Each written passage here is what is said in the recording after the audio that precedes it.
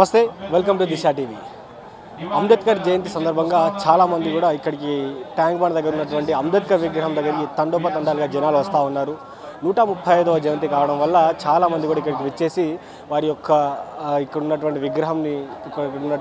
విగ్రహానికి నివాళులు అర్పిస్తూ ఉన్నారు. అందరూ కూడా చాలామంది కూడా వివిధ జిల్లాల నుంచి వివిధ రాష్ట్రాల నుంచి కూడా ప్రజలు వస్తున్నటువంటి పరిస్థితులు చూస్తూ ఉన్నాం. మనం ఒకసారి చూసుకుంటే ఎంతోమంది చాలామంది ప్రజలు కూడా ఇక్కడ కనిపిస్తూ ఉన్నారు.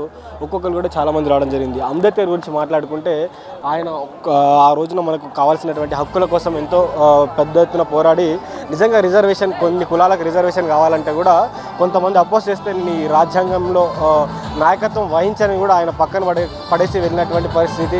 ఇక్కడ చాలామంది కూడా మహిళలు కూడా ఉన్నారు. ఒకసారి మాట్లాడే ప్రయత్నం చేద్దాం వాళ్ళతో పాటు. వాళ్ళు ఒకసారి మరి మాట్లాడతారు.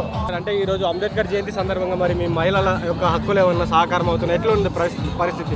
దాదాపు 135వ జయంతి అంబేద్కర్ గారిది. అంబేద్కర్ మహిళల కోసం కానీ దళితుల కోసం కానీ నిరంతరం పోరాటం చేసిన మహాయోధుడు, మహనీయుడు. అలాంటి మహనీయుడికి మేమంతా మహిళల తరపున నివాళులు అర్పించడానికి వచ్చాము.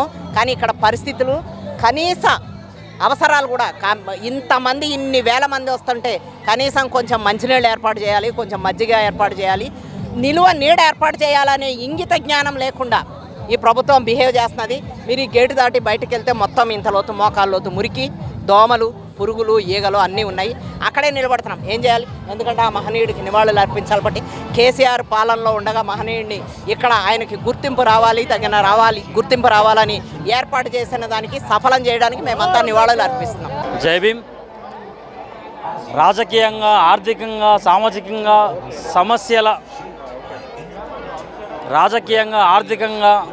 సామాజికంగా సమస్యల వలయంగా ఉన్న భారతదేశంలో ఎక్కువ మెజార్టీ ఉన్న జనాభాను మనుషులుగా చూడని ఈ భారతదేశంలో డాక్టర్ బాబాసాహెబ్ అంబేద్కర్ భారత రాజ్యాంగాన్ని నిర్మించి ఈ భారతదేశ ప్రజలు అందరూ సమానమని చెప్పిన డాక్టర్ బాబాసాహెబ్ అంబేద్కర్ అందరికీ సమాన హక్కులు ఉండాలని ఓటు హక్కుని ఇచ్చి ఈ భారతదేశంలో కుల నిర్మూలన జరగాలని పెద్ద ఎత్తున పోరాటం చేసిన వ్యక్తి డాక్టర్ బాబాసాహెబ్ అంబేద్కర్.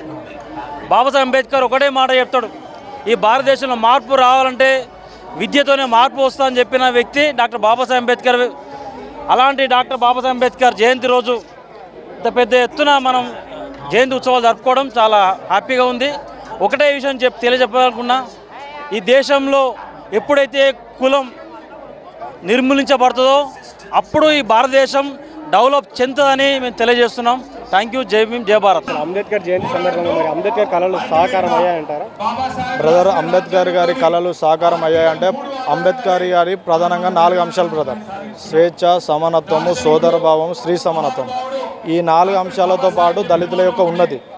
ఈ రోజులో మనం చూస్తూ ఉంటే గ్రామీణ ప్రాంతాల్లో ఎక్కడికి వెళ్ళినా కూడా వారి యొక్క పరిస్థితులు ఆ విధంగానే ఉన్నాయి. వాళ్ళ ఆర్థిక పరిస్థితులు కానీ, సాంఘిక పరిస్థితులు కానీ ఎలాంటి మార్పు లేదు. ఇంత వెనుకబడతానికి కారణం ఏంటంటే వారికి చదువు లేకపోవడము, లేదంటే ఇంకా వాళ్ళు ఆర్థికంగా వెనుకబడిపోవడానికి కారణం ఏంటంటే ఈరోజు మనము గ్లోబల్ నాలెడ్జ్ని అర్థం చేసుకోలేకపోతున్నాం. డాక్టర్ బిఆర్ అంబేద్కర్ ఏమన్నారంటే cultivation of minds is ultimate aim of the society అని వారు చెప్పడం జరిగింది. అంటే మనము సమాజానికి తగ్గట్టుగా ఎప్పుడప్పుడు మన మైండ్ సెట్ని అప్డేట్ చేసుకొని మారుతూనే తప్పితే మనం అక్కడనే ఉండిపోతూ ఉంటే మనం ఒక పరిమితికి మన ఆలోచన అనేది ఒక పరిమితికి అక్కడికి అయిపోతే మనం ఎదగలేం బ్రదర్. అట్లా అంటే మీరు సమానత్వం వచ్చిందంటారా ఈ సొసైటీలో? సమానత్వం చూస్తున్నారు కదా బ్రదర్. ఇప్పటికీ దళితులు ఎవరైనా చనిపోతే వారిని రోడ్లపైన రానియడం లేదు. ఈరోజు మనకు ఆంధ్రప్రదేశ్లో ఒక సంఘటన జరిగింది. ఏంటిదంటే దళిత క్రైస్తవులు అంటే ఎస్సీ సప్లా నిధులతో వేసినటువంటి రోడ్డు పైన కూడా దళిత క్రైస్తవులని ఆ రోడ్డు పైన పోనీయకుండా చేయడం కానీ, లేకపోతే వారిని అడ్డుకొని కనీసం వాళ్ళ శవపీఠికలు కూడా వాళ్ళు వరి పొలాలకి వెళ్ళి మోసుకొని పోయినటువంటి సంఘటన మనం న్యూస్ ఛానళ్ళలో చూసినాం. మరి అలా ఉన్నప్పుడు మనము సమానత్వం వచ్చిందని మనం ఎలా అనుకుంటాం? ఇప్పటికి కూడా విద్యా సంస్థలలో ఐఐటీలో కావచ్చు, ఐఐఎంలో కావచ్చు, లేకపోతే ఏదైనా యూనివర్సిటీలో కావచ్చు, ఇప్పటికీ దళిత గిరిజన విద్యార్థులు అనేక రకాలుగా వివక్షను ఎదుర్కొంటూ ఉన్నారు. అంటే ఇప్పుడు వివక్ష అనేది అంతకుముందు ఫిజికల్గా ఉంటుండే బ్రదర్. అంటే ఒక మనిషి ముట్టకపోవడం కానీ, లేకపోతే వాడతాడు తాకినటువంటి వస్తువులను ఇంకొకటి తాకపోవడం కానీ ఈ రకంగా ఉంటుండే. ప్రస్తుతం ఏమైంది అని అంటే ఒక రూపం మార్చుకున్నది. అంటే అంటరానితనం అనేది రూపం మార్చుకోవడము. దాని తర్వాత అంటే అప్పుడున్నంత ఇప్పుడు లేదు. కాకపోతే ఏంటంటే అది ఒక ఏదో రూపంలో కనపడతా ఉన్నది అప్పుడప్పుడు బయట. అట్లా మరి స్త్రీ చైతన్యం కావచ్చు, స్త్రీ సమానత్వం అనేది వచ్చిందనుకోవచ్చా? బ్రదర్, స్త్రీ సమానత్వం కానీ లేదంటే స్త్రీ చైతన్యం అనేది కేవలం ఇది ఏంటిదంటే సామాజిక స్పృహ, దాని తర్వాత విద్యా అభ్యాసం అనేది మహిళ పెరిగితే ఖచ్చితంగా వస్తుంది బ్రదర్. మహిళలు ఈ రోజుల్లో చాలామంది పురుషులతో సమానంగా అన్ని రంగాల్లో రాణిస్తూ ఉన్నారు. వాళ్ళు కూడా పైలట్లు అవుతున్నారు, డాక్టర్లు అవుతున్నారు, లాయర్లు అవుతున్నారు, ఐఏఎస్లు అవుతున్నారు, ఐపీఎస్లు అవుతున్నారు, రన్ అవుతున్నారు. వాళ్ళు పురుషులతో సమానం. కానీ ఈ స్త్రీ అనగానే ఉన్నటువంటి కొంచెం ఏదైనా ఒక చిన్న చూపు కావచ్చు, లేకపోతే ఇంకేదో చేయడం వల్ల కుటుంబాల నుండే కొంచెం వివక్ష అనేది ఉండి అబ్బాయి అయితే ఇంగ్లీష్ మీడియం బడికి పంపించడం, అమ్మాయి అయితే గవర్నమెంట్ బడికి పంపించడం, అబ్బాయి అయితేనే మంచిగా చదివించడం, అని ఇంకోటి ఏదో చేయడం, అమ్మాయి నీకు ఎందుకులే ఎవరికో ఇచ్చి పెళ్లి చేస్తే పోతావు అనేటటువంటి ఆలోచన ఉండి అమ్మాయిని తల్లిదండ్రులు కూడా కొంచెము అంటే వెనుకనే ఉంచుతున్నారని నేను అనుకుంటున్నా. కుటుంబాల నుండి ఆలోచన మారితే, తల్లిదండ్రుల ఆలోచన అవన్నీ మారితే ఒక అబ్బాయి పట్ల తల్లిదండ్రులు ఏ విధంగా అయితే ఉంటారో సేమ్ అదే విధంగా అమ్మాయి పట్ల ఉంటే ఖచ్చితంగా సమానత్వం అనేది వస్తుంది బ్రదర్, త్వరలోనే వస్తుంది. ఎస్సీ ఎస్టీ కులాలకు మిగతా కులాలకు కొద్దిగా రిజర్వేషన్ ఉంటేనే ఈ పరిస్థితులు ఉన్నాయి. కొన్ని రిజర్వేషన్ అనేది లేకపోయి ఉంటే మన పరిస్థితి ఏ విధంగా ఉండదు బ్రదర్? చూడండి, రిజర్వేషన్ అనేది కొన్ని వేల సంవత్సరాలుగా అణగారిన వర్గాలకు, బడుగు బలహీన వర్గాలకు వాళ్ళ అభ్యున్నతి కోసం కల్పించినటువంటి ఒక ఫెసిలిటీ అనుకోవచ్చు, లేదంటే ఒక సౌకర్యం లాంటిది అనుకోవచ్చు. మనము ఇక్కడ చూసుకుంటే ఏంటంటే కొన్ని వేల సంవత్సరాల నుండి కూడా కొన్ని వర్గాలకే చదువుకునేటటువంటి హక్కు ఉండే, వ్యాపారాలు చేసుకోవడానికి కొన్ని వర్గాలకే హక్కు ఉండే, అందరికీ అన్ని పొలాలు అందలేదు.